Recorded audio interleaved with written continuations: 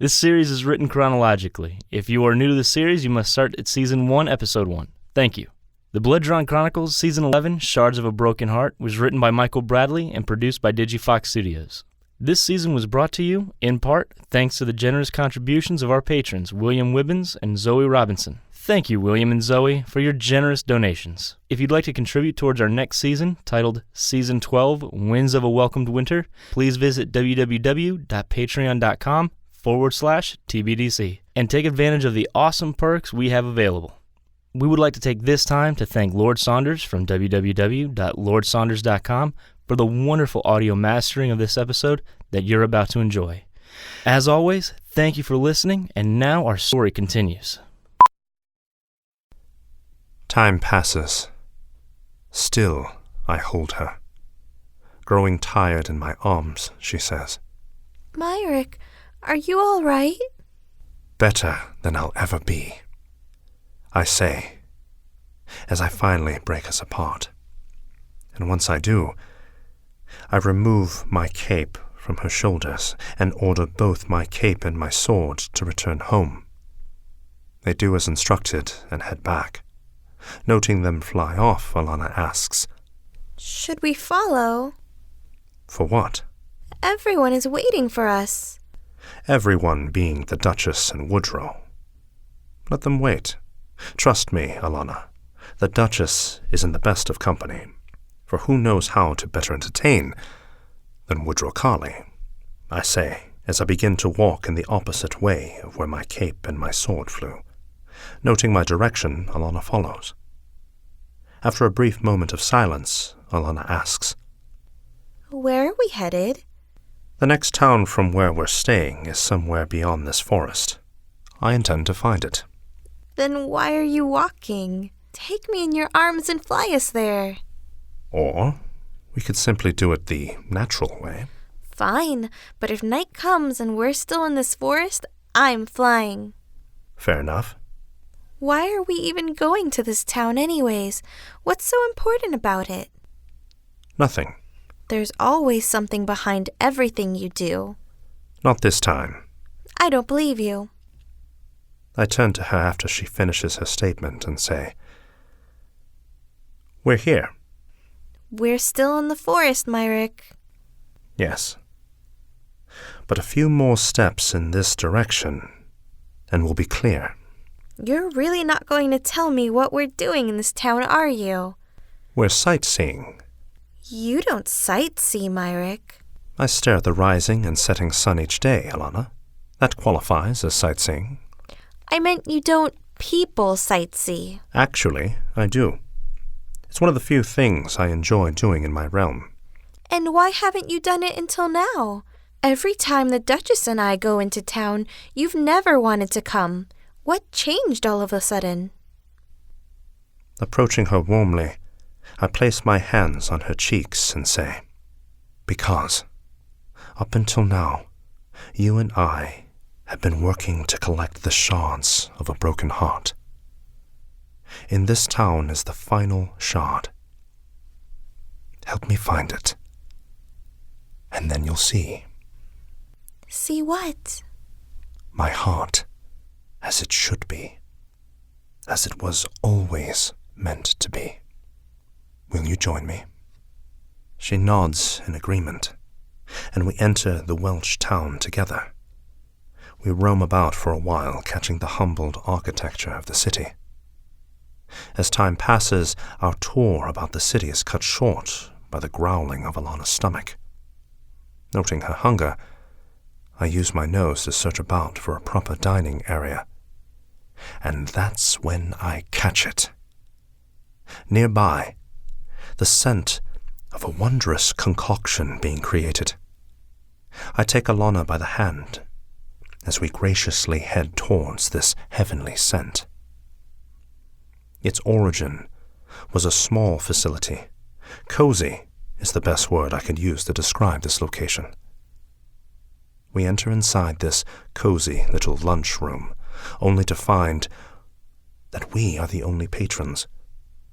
Delighted to see us in, a man merrily introduces himself, saying, Welcome, patrons. Please sit wherever you'd like. We do as instructed, taking our seats by the booth farthest from the door. Eagerly, the man approaches us once more and says, Welcome to my humble little eatery. My name is Fernando. What can I get you and your lovely lady tonight, my lord? Realizing he called me lord due to the attire I wore, which I found in the Duchess's castle, I do not waste my time in correcting him, and simply say, That heavenly smell coming from your kitchen. We'll take 2 of those, my good sir. Ah, you have a talent for good taste, my lord. What you smell is my own little concoction that I've been working on for some time now. I look to bring the taste of Spain to Wales. I call it Pesco de Marie. May I offer our best wine to go with your meal? You may. Thank you, sir.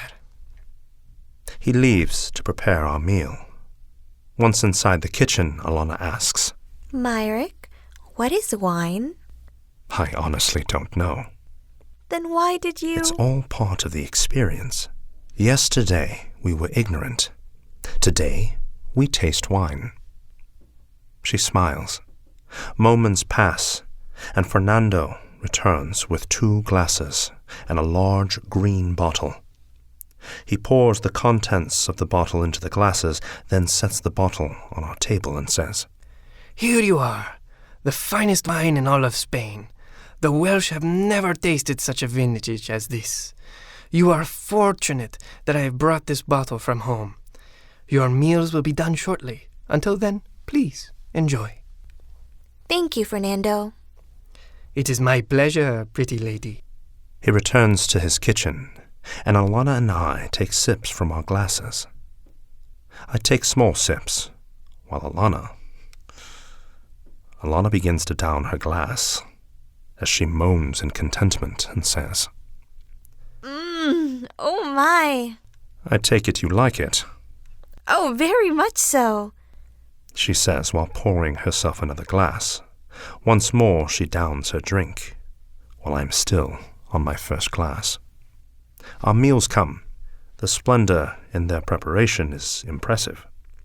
Fernando bids us good and returns to his kitchen once more after seeing the look of satisfaction on our faces. Alannah pours herself yet another glass, drinks it as quickly as she did the others, and says, It smells so delicious. That it does. Thank you, Myrick. You're welcome. I meant thank you for all of this, whatever this is. I know. We eat our meals, which is composed of an array of various seafoods. I eat as proper as one expects a prince to do, having neatly arranged my portions, and only now do I take my 3rd sip from my first glass, when Alannah asks, Well, are you going to tell me what this is? Or is my gratitude to remain blind? Finishing my sip, I place my glass down before answering. It occurred to me, I've never properly courted you. Pouring herself another glass, she begins to chuckle. Once she finishes, I ask, Was it something I said? You have to admit, it's a little too late for that, Myrick.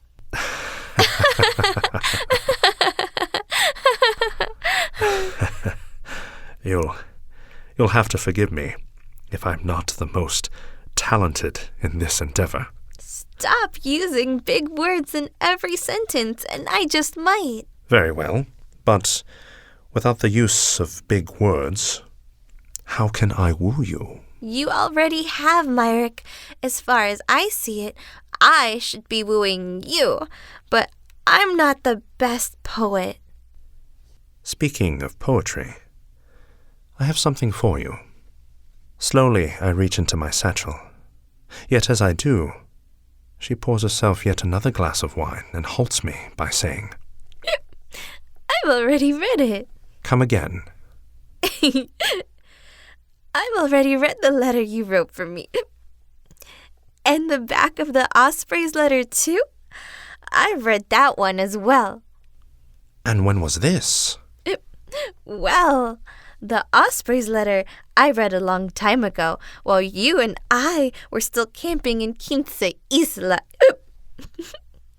It fell out of your pocket when you changed clothes after burying Gianni. I read it, and that's how I discovered how you felt. The other letter I read not too long ago. So sweet your candied lips. I long the recipe. Thank you for not mentioning my rear or my hips in that one. I loved it. Noting my expression, she begins to chuckle once more before composing herself to say, You're angry with me, aren't you? No. Yes, you are, Myrick. I ruined your special plans.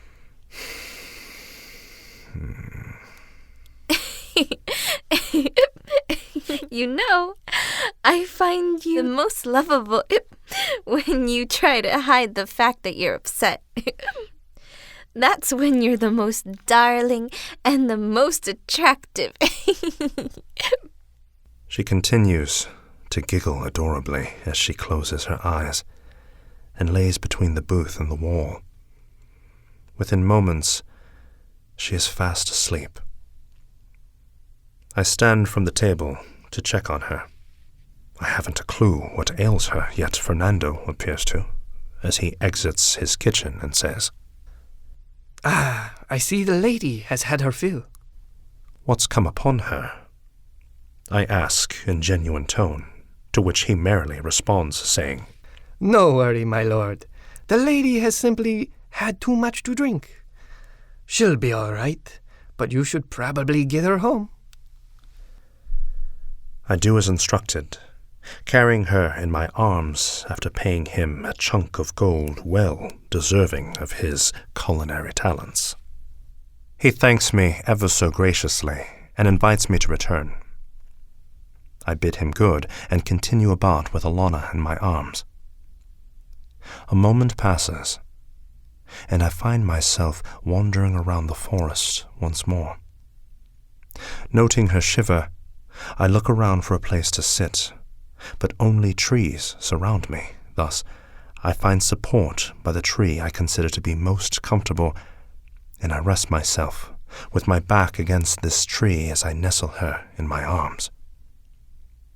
Adjusting her accordingly, I rest her head on my chest and wrap my legs around hers as my arms caress her warmly. I keep her in my arms, even as she tampons my chest with her drooling. To some, this act may seem foul, but to me, as she lays fast asleep in my arms, these are the moments I will miss most. Noting the sun is soon to set, I prepare myself to take her back home, yet as I nudge subtly, she wakes ever so slightly, only to say with eyes still closed, Not yet, Myrick. Woo me some more. Have it your way, I say, planting my lips on the top of her head, before sitting back and simply enjoying the rest of this day, as all my troubles suddenly seem so far away. Thank you for listening. If you enjoyed this episode, please feel free to like, share, comment, and most importantly, subscribe. Don't feel like waiting until next week for the next episode of the Blood Drawn Chronicles to release? No worries. You can get access to all the episodes of this season now for just $5 pledge on Patreon.